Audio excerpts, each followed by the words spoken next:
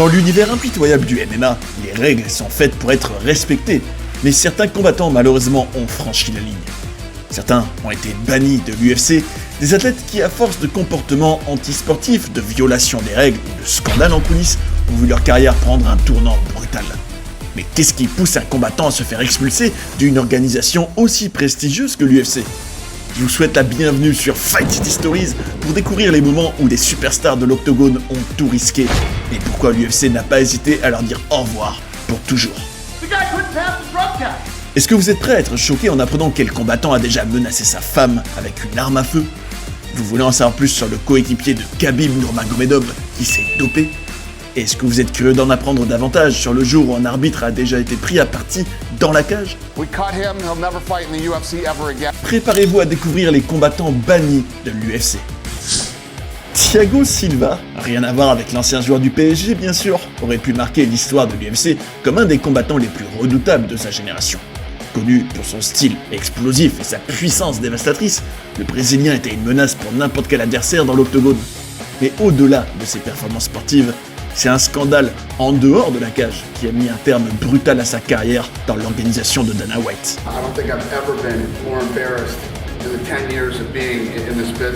Accrochez-vous, en 2014, Thiago Silva est arrêté après avoir menacé sa femme avec une arme à feu lors d'un incident. La police était intervenue rapidement et l'inculpation était sans appel. Violence conjugale et menace de mort.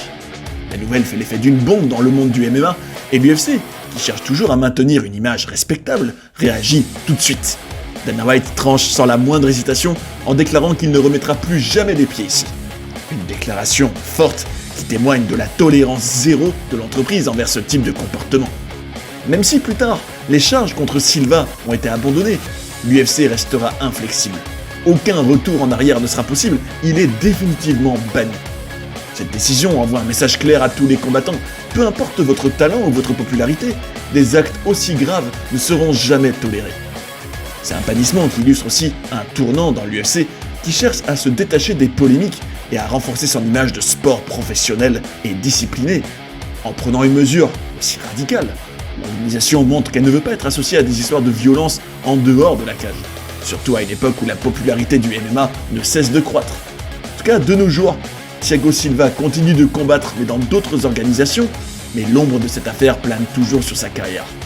Son histoire, c'est un rappel brutal qu'une seule erreur peut tout faire basculer, même pour un combattant au sommet de son art.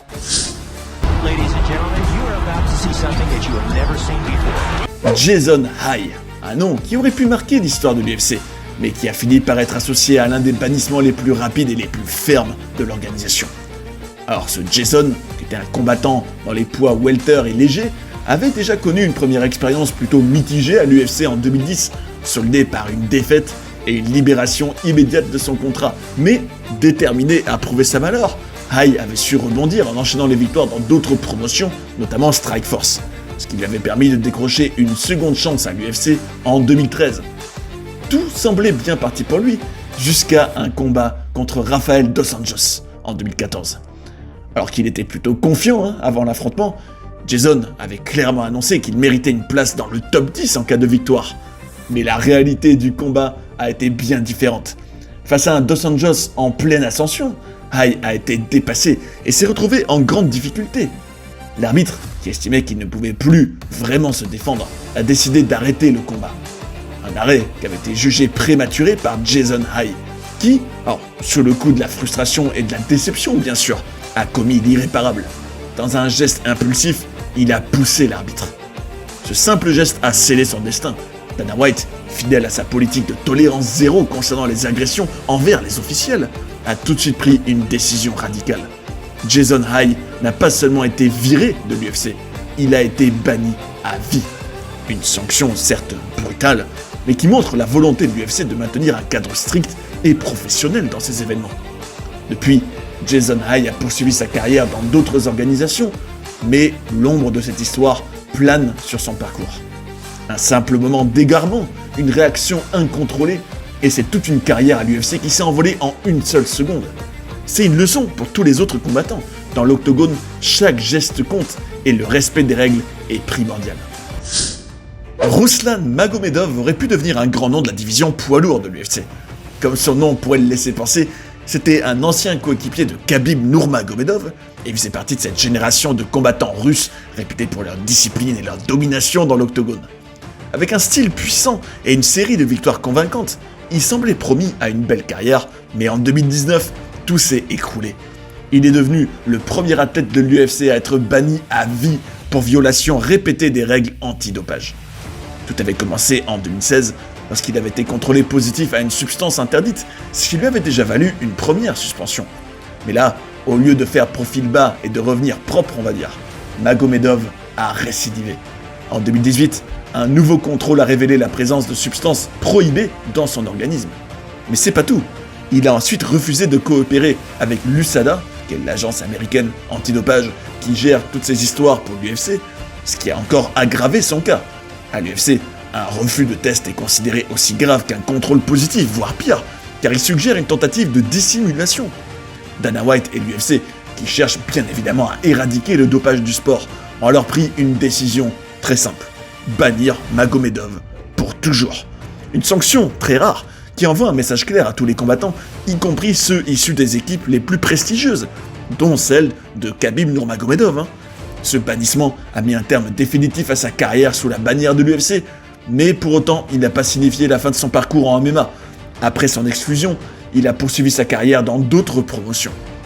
Son histoire, en tout cas, est un exemple frappant de la rigueur avec laquelle l'UFC applique ses règles anti-dopage. Magomedov avait le talent et les capacités pour briller au plus haut niveau, et son association avec Khabib lui ouvrait de nombreuses portes. Mais ses choix ont compromis son avenir, et ça montre une fois de plus que même les combattants les plus prometteurs ne sont pas au-dessus des règles dans le monde de l'UFC.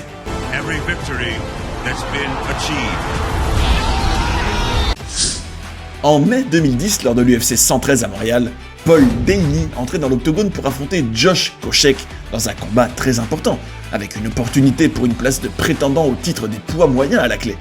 La tension était déjà à son comble après une guerre psychologique intense menée par Koscheck en amont du combat, entre déclarations provocantes et trash talk assumé. Mais une fois la cloche sonnée, la réalité du combat a vite tourné en défaveur de Daley. Pendant 3 rounds, Koscheck a imposé sa domination, se servant de son expérience en lutte pour neutraliser complètement le striking pourtant explosif en principe de Daley. Incapable de répondre efficacement, ce dernier s'est retrouvé piégé au sol à de nombreuses reprises, tandis que Koscheck contrôlait le rythme du combat avec une stratégie méthodique. À la fin du dernier round, le verdict était sans appel. Une victoire par décision unanime pour Koscheck, qui venait de priver Daley de toute chance immédiate d'accéder au sommet de la catégorie. Mais ce qui a marqué cette rencontre, c'est pas seulement la défaite de Daley, mais surtout ce qui s'est passé après la cloche finale. Frustré, à bout de nerfs et visiblement agacé par l'attitude de Koscheck, Paul Daley a fait quelque chose qu'il allait amèrement regretter. Alors que l'arbitre s'interposait pour officialiser la fin du combat, il a asséné un coup de poing volontaire à son adversaire. Un geste totalement interdit et considéré comme une violation grave du code d'éthique du MMA. L'incident a immédiatement déclenché une réaction choc dans la communauté des sports de combat. Dana White, président de l'UFC, n'a pas perdu de temps pour réagir et a pris une décision. Paul Daley était banni à vie de l'UFC. Dans une déclaration ferme, White a affirmé que jamais Daley ne remettrait les pieds dans l'organisation, expliquant que ce genre de comportement était totalement inacceptable, peu importe le contexte ou la frustration du moment.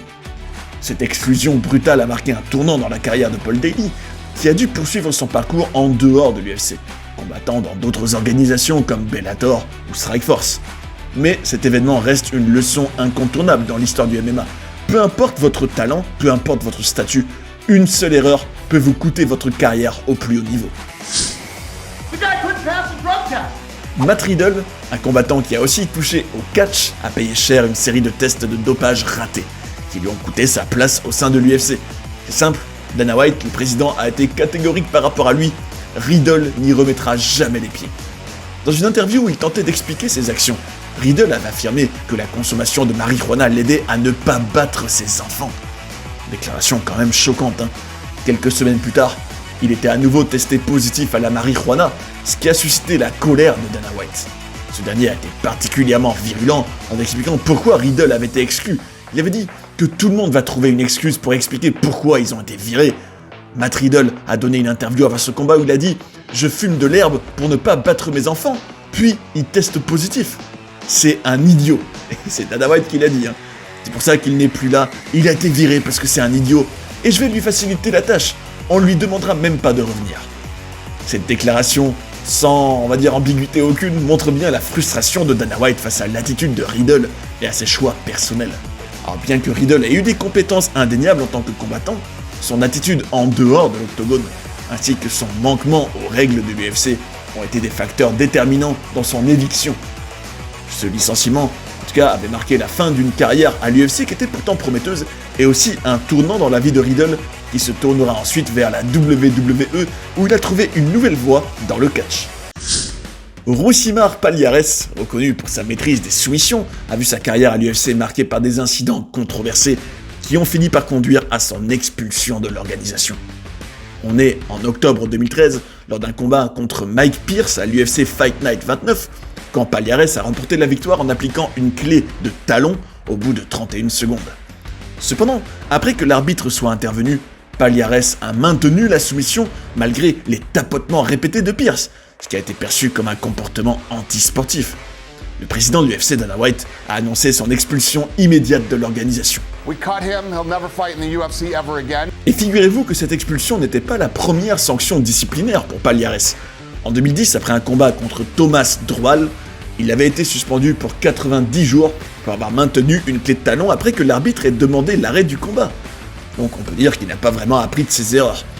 Après son départ de l'UFC, Palhares a signé avec le World Series of Fighting, où il a remporté le titre des poids welter.